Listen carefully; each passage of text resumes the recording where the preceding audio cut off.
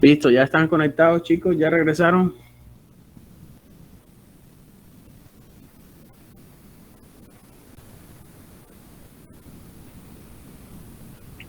Listo. Sí, profe. Ok, listo. Bueno, vamos a ir adelantando, vamos a ir, ya casi estamos terminando. Entonces vamos a avanzar en lo que teníamos propuesto para el día de hoy. Ok, bien.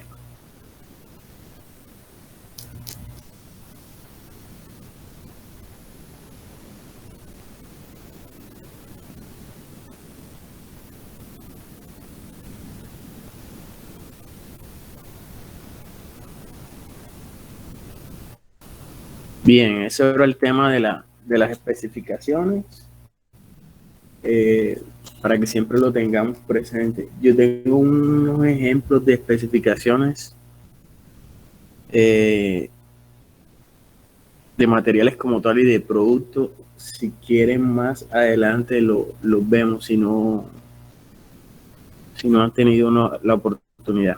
Ok, entonces me recuerdan y lo miramos solo cualquier día. Ok, formas farmacéuticas. Formas farmacéuticas también es de otras formas farmacéuticas, por ejemplo, cápsulas, tabletas, más que todo tabletas, eh, inyectables, también son de interés en esta materia prima, perdón, en esta materia, porque muchas veces esas formas que no son adecuadas para pacientes, hay que transformarlas. Entonces hay que tener en cuenta qué son, qué excipientes contienen y demás. Entonces la idea es que también tengamos una muy buena idea o un buen conocimiento de estas formas farmacéuticas. Por ejemplo, de cápsulas. ¿Qué se acuerdan de cápsulas?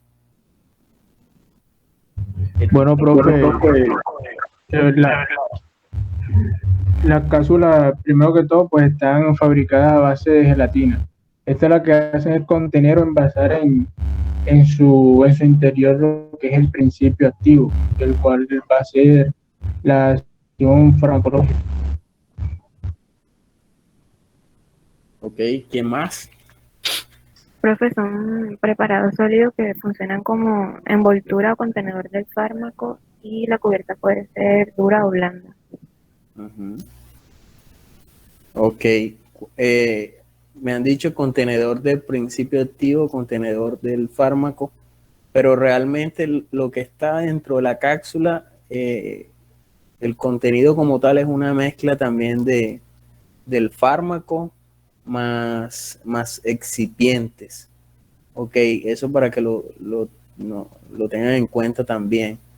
Excipientes como PEC 400, PEC 600, aceite vegetal, medium chain, omega y demás pueden estar dentro de la cápsula. También la cápsula puede contener simplemente omega, hay cápsulas de omega, eh, eso para que lo tengan presente. Entonces sí, es eso. Y básicamente hay dos tipos, lo más usual. Cápsulas de gelatina blanda o cápsulas blandas de gelatina y cápsulas duras. Ok, pero también hay cápsulas vegetales. Digamos que no es tan generalizado, pero la industria quiere tender mucho hacia allá. Entonces estas cápsulas o estos shells eh, se trabajan con otro tipo de materiales, por ejemplo, almidones, carrageninas, son empleados en la fabricación de estas cápsulas que llaman así cápsulas vegetales. ¿Ok? ¿Alguien escribió algo por ahí?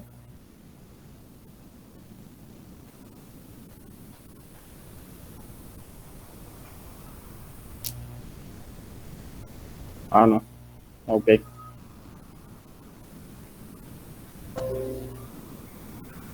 Bien. Tabletas son formas farmacéuticas sólidas, principalmente para administración de vía oral, pero también hay vaginal, rectal, hay sublingual. Eh, Tabletas podemos dividirlas en dos grandes grupos, chicos. Como ya ustedes saben, pueden encontrar tabletas recubiertas, tabletas sin ningún recubrimiento. Pueden encontrar tabletas de liberación modificada, tabletas de liberación controlada. Pueden, según su forma, redondas, redonda plana, capsular, cuadrada, demás. Tabletas respecto a formas, hay muchas. Colores ni se diga, todos los que aparecen ahí y demás. Eso respecto a tabletas. ¿Quién más puede decir algo diferente a lo que yo dije de tabletas?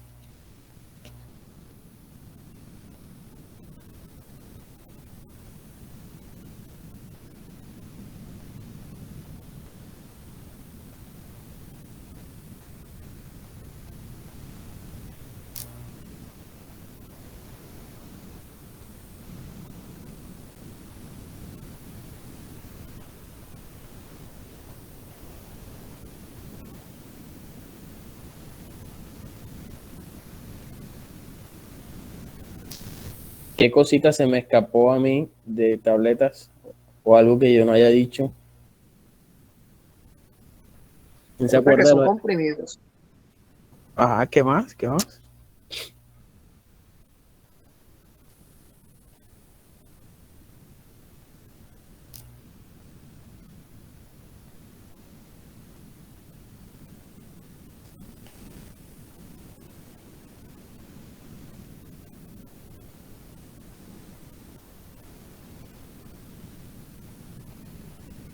De tableta se puede decir muchas cosas. Por ejemplo, se puede decir que es una de las formas farmacéuticas que tiene mayor estabilidad, tienen gran aceptación por el paciente. ¿Ok?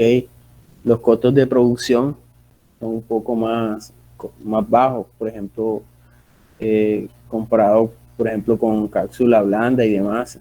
Las etapas de fabricación y los costos son menores. Los volúmenes de producción pueden ser muy altos. ¿Ok? Respecto a la aceptación del paciente, no sé si ya lo dije, son muy aceptadas. Todos conocemos o hemos tenido una tableta en las manos, ¿cierto? Todos hemos visto una tableta. Tiene algunas desventajas, por ejemplo, hay tabletas que son muy grandes.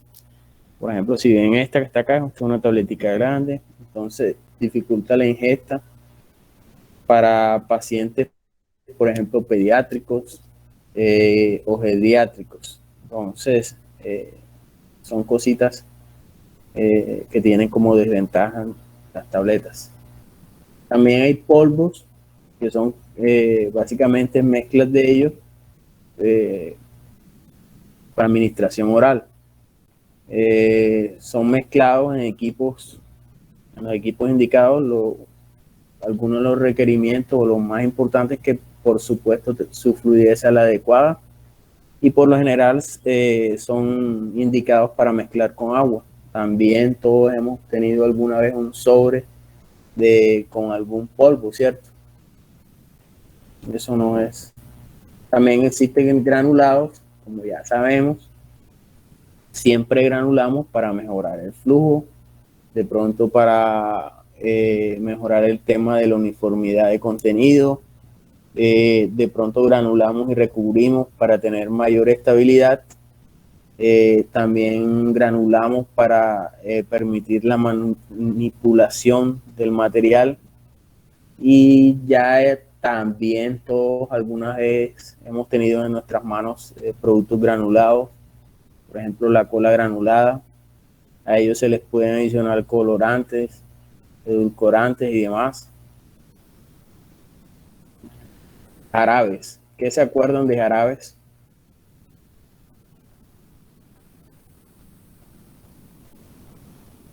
Profe, son un tipo de formas farmacéuticas en las que se contiene el principio activo y tiene un alto contenido de azúcar por vía oral. Más que todo se lo utiliza para los pacientes pediátricos y ya, eso recuerdo. Ok, ¿quién más quiere decir algo de los jarabes?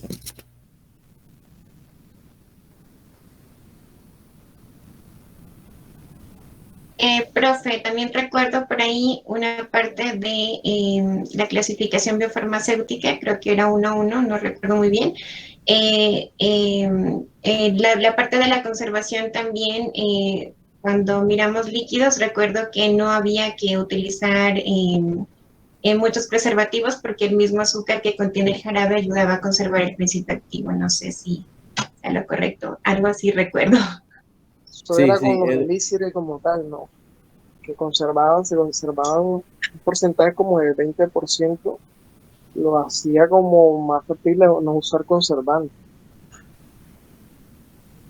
sí, esa alta concentración de glucosa, de sacarosa que tienen los jarabes, crean, digamos, ese ambiente no adecuado para el crecimiento microbiano. Pero también la literatura dice que si se pierden esas concentraciones, ese ambiente se va a convertir o va a ser muy favorable. Entonces, te dice eso, pero también te da esa indicación. Entonces, por lo general, sí se adiciona el tema de los preservantes. ¿Ok? Básicamente vienen en bases multidosis. Su principal característica es el eh, sabor dulce, y que esos envases pues los podemos dosificar ahí en la cucharita. Algunos ya traen vasitos dosificadores y demás, como ya todos sabemos. Entonces sus principales características: dulzor y viscosidad, pero también tienen ciertos inconvenientes, como cual hay un tipo de paciente que no se les puede suministrar este tipo de preparados por su alta concentración de azúcar, que son los pacientes Diabéticos, profe. Ok, perfecto, los pacientes diabéticos. Entonces, para eso ya hay otros tipos de jarabes que no contienen azúcar, incluso contienen algunos polímeros que aumentan la viscosidad de estos preparados, más la adición de saborizantes permite obtener preparados similares a los que se obtiene con la sacarosa a esas concentraciones elevadas. Ok, eso también para que lo recordamos por ahí. Y aquí ya llegamos a... Déjenme cambio acá.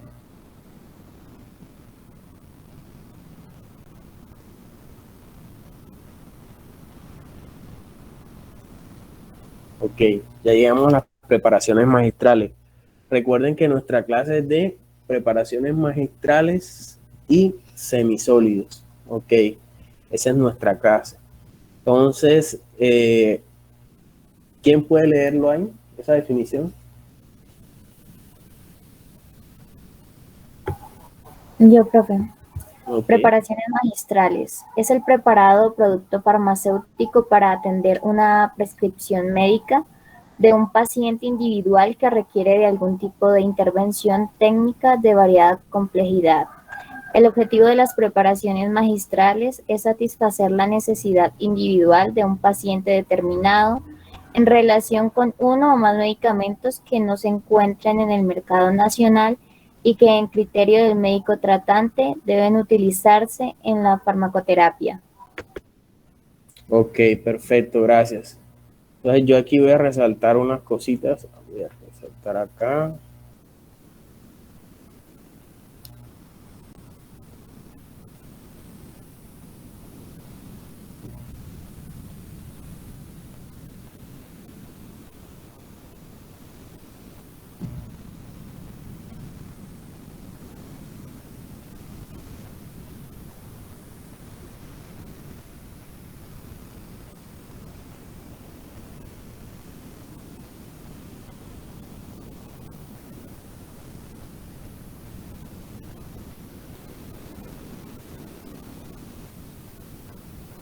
Ok, bien. Entonces yo resalté estas frases que están acá y vamos a revisarlas un poquito a detalle.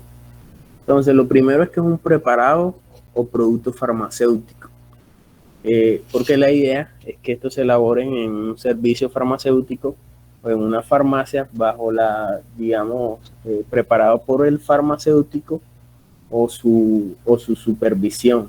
Eso es el concepto que por lo general aparece en los textos. Ok, entonces primero que todo un producto farmacéutico preparado por un farmacéutico o bajo su supervisión.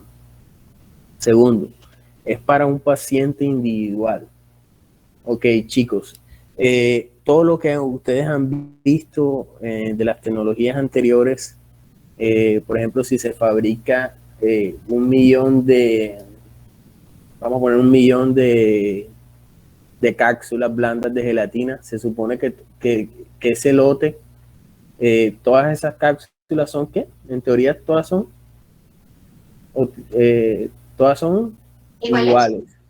iguales, ¿cierto? En teoría todas son iguales, deberían tener la misma concentración del activo, excipientes y demás, ¿cierto? Esa es la teoría, ¿cierto? Todas son iguales y van dirigidas a todo aquel paciente que las compre, ¿cierto? Pero esos pacientes van a tener, digamos, diferencias, por ejemplo, van a tener diferentes edades, van a tener otras patologías, van a tener otras alergias, ¿cierto? Entonces, esa producción industrial no diferencia a ese tipo de pacientes, mientras que en las preparaciones magistrales, esos preparados magistrales, como son pequeños, a pequeña escala, van dirigidos a pacientes individuales, van dirigidos a cubrir sus necesidades y pueden tener en cuenta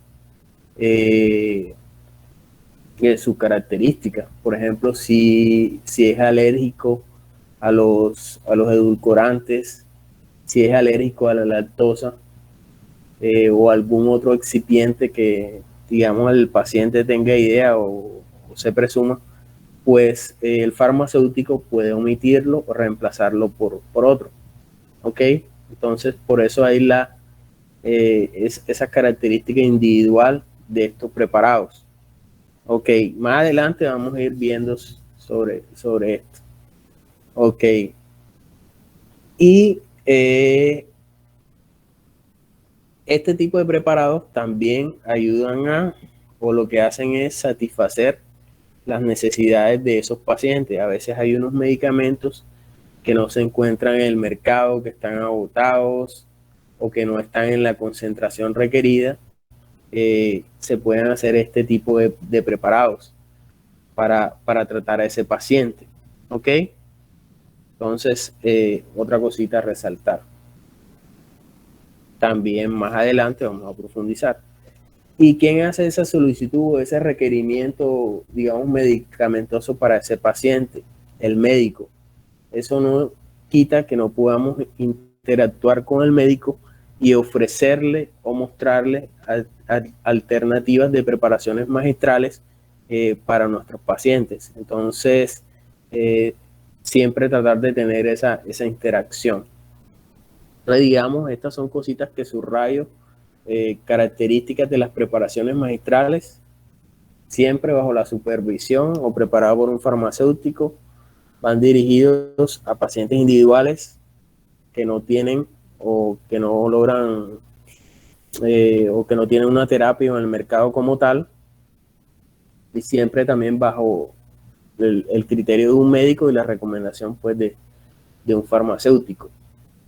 Este tema de escasez de medicamentos también los voy a ahondar en ese tema y vamos a ver varias cositas que pueden pasar ahí. Quiero que lean esa definición, la vayan procesando y demás, y ahí vamos a estar discutiéndola. Ok. Pero ¿qué hace que estas, digamos, preparaciones que vienen desde hace rato sigan todavía vigentes y todavía sigan teniendo importancia, todavía sigan apareciendo en los textos, se sigan estudiando, en España tengan mucha vigencia, en Estados Unidos y demás, que aparezcan papers, que haya journals sobre este tipo de preparados? ¿Qué le da esa vigencia? ¿Por qué? ¿Por qué de todo esto? Razones hay varias. Una de ellas es que, por ejemplo, hay poca disponibilidad de medicamentos diseñados como tal para pacientes pediátricos. ¿Ok? Por lo general, los medicamentos se diseñan y se prueban en adultos. ¿Por qué se hace esto? Chicos, porque digamos que es muy difícil conseguir pacientes que sean niños que se presten para este tipo de estudios. Imagínense si ustedes son padres y le solicitan que su hijo participe en un estudio de un nuevo medicamento. ¿Sí ven que es como complicado, como difícil? ¿Sí? También porque los niños tienen sus órganos todavía no son maduros, entre menor edad, pues mayor inmadurez. Entonces, esa es una de las razones por lo que los medicamentos siempre van dirigidos a adultos. Es como el tema de las vacunas. Si ven que los estudios empezaron por adultos y van bajando, digamos, en edad, yo creo que van por 5 años o menos de 5 años. Entonces, una razón que le da vigencia a esto. Otro es que las presentaciones no son adecuadas, tanto para niños como para adultos. ¿Ok? Por lo general, las tabletas de gran tamaño para pacientes de edad avanzada, así como para niños. El clásico ejemplo es el sildenafil, que viene en una tableta. Pero resulta que los neonatos a veces presentan patologías como hipertensión pulmonar. Y uno de los activos indicados para el tratamiento y salvar la vida de estos niños es el sildenafil, pero él viene en tableta, entonces no le vamos a dar una tableta con 50, con 25 miligramos a un niño. Hay que hacer ciertas modificaciones para darle la dosis correcta y que pueda ser administrada a ese paciente. Entonces, eso lo hacemos con preparaciones magistrales. Ok. Otro ejemplo, se posibilita la elección de excipientes de acuerdo a las necesidades del paciente. Por ejemplo, podemos preparar pomadas para pacientes individuales, cumpliendo requisitos de concentración y de activo que se requieran. Podemos hacer preparaciones orales, omitiendo ciertos edulcorantes o saborizantes en caso de alergia. ¿Ok? Eso lo podemos hacer en este tipo de preparaciones.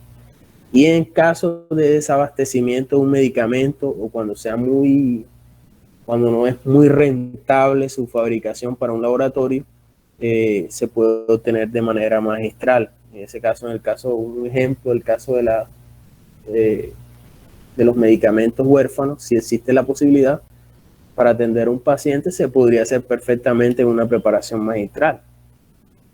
¿Ok? Entonces, digamos que estas son cositas, razones que le siguen dando vigencia e importancia a este preparado, aunque sean muy antiguos. ¿Ok? ¿Hasta ahí? ¿Vamos bien?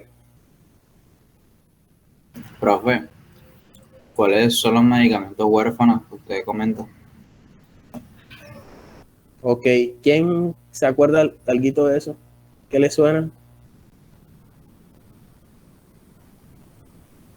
Profe, creo que tiene que ver con la patente o algo así, o sea, que no tiene propietario. No. ¿Alguien más?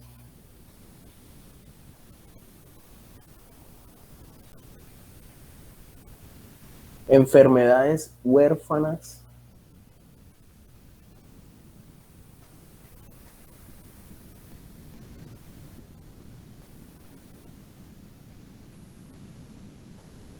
Eso es lo que dijo David. Enfermedades huérfanas son aquellas que son muy, muy raras, que le dan a muy pocas personas, digamos, alrededor del mundo, sí, alrededor del mundo o en un país. Son enfermedades muy raras, entonces le dan a muy pocas personas.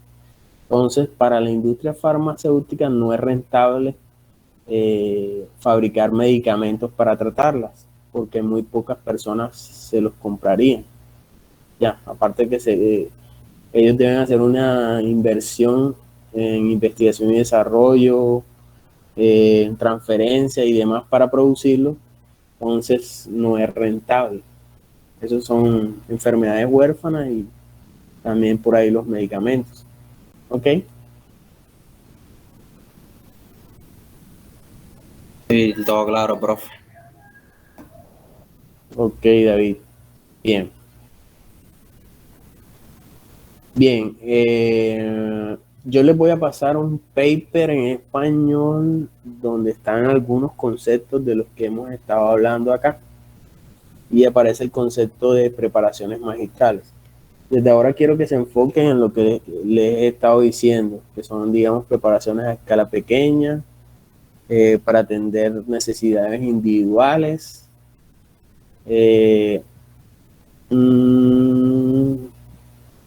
Sí, vayan metiéndose eso ahí, teniéndolo muy en cuenta. Ok, bien. Dentro de esas preparaciones encontramos formas farmacéuticas como pomadas, como supositorios, como óvulos y preparaciones magistrales extemporáneas. Ok, esa es digamos, una división que también vamos a estar revisando. Pero vamos a entrar por la parte de semisólidos. Por la parte de semisólidos vamos a comenzar con el tema de pomadas. ¿Ok? Entonces vamos a revisar un poquitico de eso y eso sería lo que hablaríamos en la próxima clase. ¿Ok?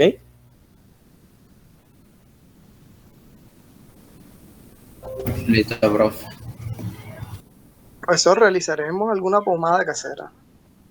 Sí. Semestre pasado, ¿quién habló por ahí? Video Wilson. Sí, Wilson, el semestre pasado, los chicos del semestre pasado intentaron. Ya, ellos se reunieron y bueno, primero hicimos toda una revisión dimos la teoría, se les colocó como un trabajo de investigación, después ellos escogieron cada grupo escogió una que fuera fácil conseguir los materiales y demás, y después la fabricaron en su casa.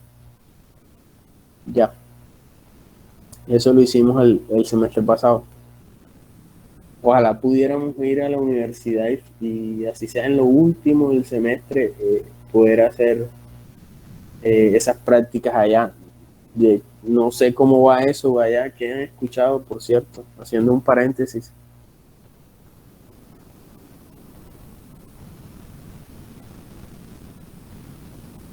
¿Qué han escuchado de los laboratorios? Que los entregarán en marzo. Los laboratorios.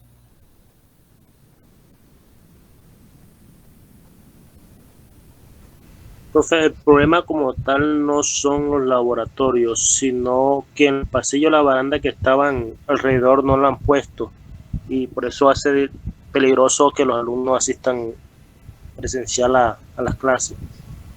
Ok. No, habían algunos laboratorios que lo estaban arreglando y está en obra Por negra. eso. Ya no está en obra negra como tal, pero aún les hace falta ciertos detalles, como las instalaciones eléctricas.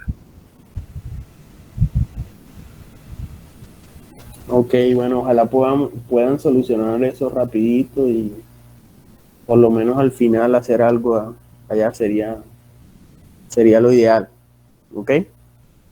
Bien, si no existe esa opción, pues me interesa que hagan algo práctico, así sea en sus casas, fabriquen una pomada, si podemos fabricamos un gel, algo así, pero sí, que hagamos algo.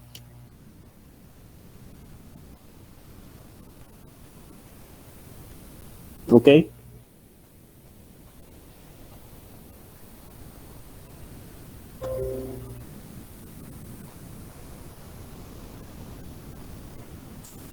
Bien, ungüentos o pomadas básicamente son preparaciones semisólidas destinadas a la aplicación externa, o sea, sobre la piel o las mucosas.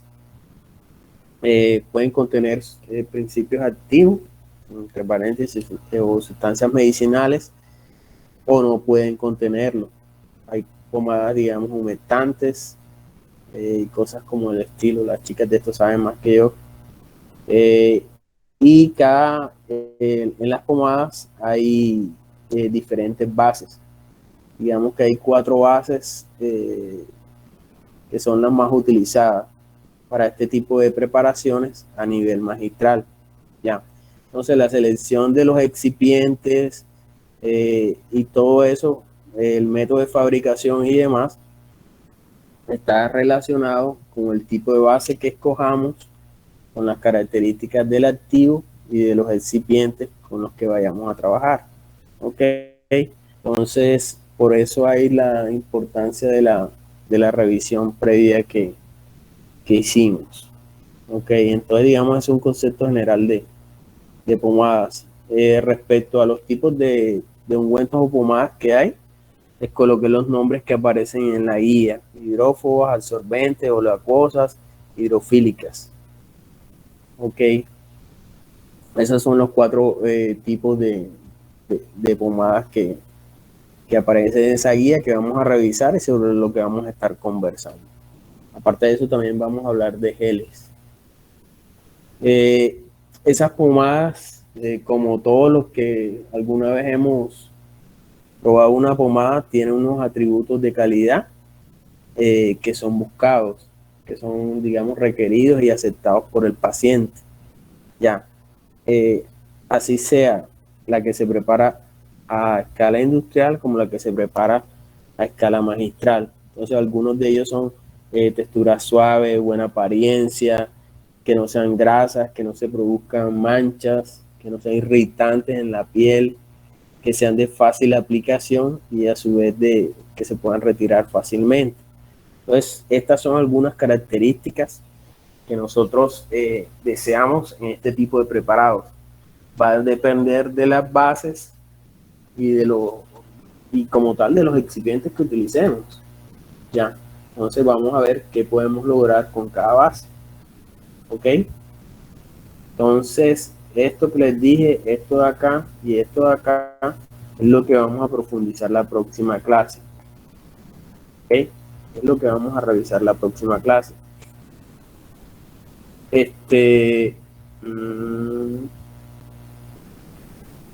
¿Ustedes armaron grupos de laboratorio?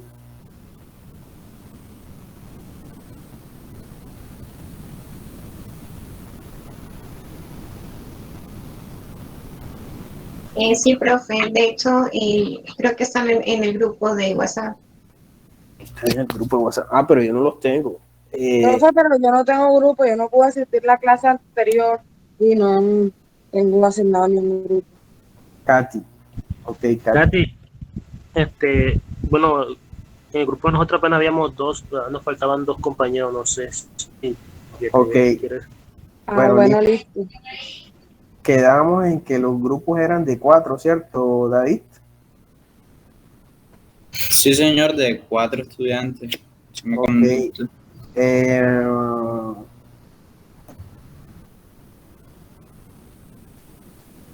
Bien. ¿Y cómo quedaron los grupos? ¿Están en el grupo de WhatsApp? ¿Ustedes lo tienen? Sí, señor, yo pedí a cada representante del grupo, por decirlo así, que me diera la lista de sus integrantes. A mí se me pasó enviárselos, pero ahí los tengo, profe. Dale, no problema. Ok. Bueno, bien. Yo necesito que para la próxima clase uno de esos grupos revise el tema de pomadas, lo presente, los tipos de bases, excipientes utilizados y las características, o sea, todo lo que encuentren de pomadas, lo que logren encontrar de pomadas, lo miremos en esa clase. Entonces, necesito que lo haga un grupo de eso. ¿Quién se quiere postular?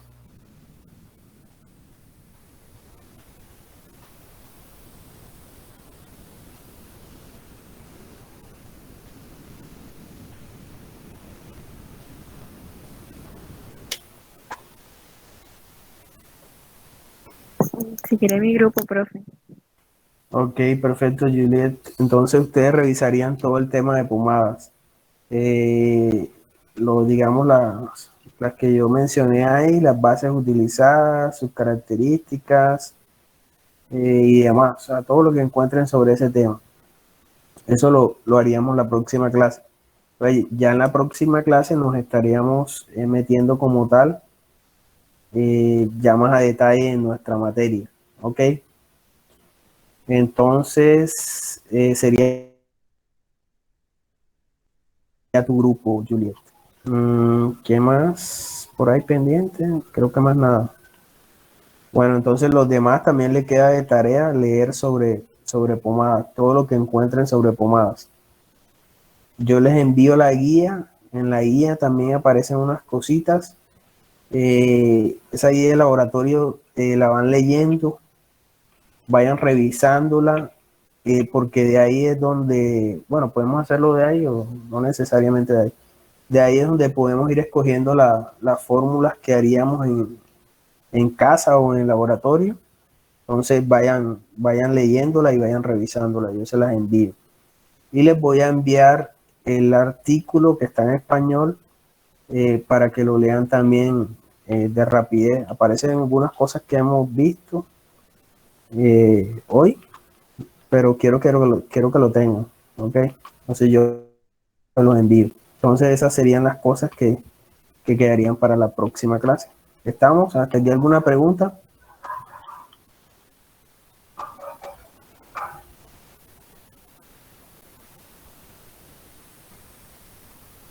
La guía, profe, ¿cuándo la enviaría y por dónde? La guía, voy a tratar de enviarla ahora mismo, porque en la semana tengo tanto trabajo. Voy a enviarla ahora. Te la envío al correo y se la envío